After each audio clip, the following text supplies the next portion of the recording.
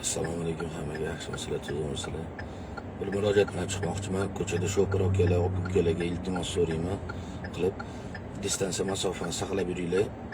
Yurganda 8-10 metr, to'xtab turganda 3 metr. Chunki ko'chada DTP'lar ko'p bo'lyapti. O'zingizlarning sog'lig'ingiz o'zingizlarga kerak. Kelgan peshxodlarning iloji bo'lsa, 3 ta polosali, 4 ta polosali peshxodlarni yer tagidan ili tepasidan o'tqishlikni so'rab qolamiz. Sog'lig'ingizga e'tibor beringlar. Rulda yurganda pоворotni bilan yoqib, oldindan marshrut perestroyt qilib, keyin kiringlar, iltimos sizlardan. Rahmat tushunganingiz uchun, boringlarga shukr. Shuni so'rab qolamiz. Chunki agar buni biz aytmasak, shofer akalarimizga, opalarimizga ko'chada yurish juda qiyin bo'lyapti. Mana shu probkani kelib chiqishining sababi bir-biriga yo'l bermaslik, xohlagan joydan tiqilishlik, o'shandan kelib chiqadi.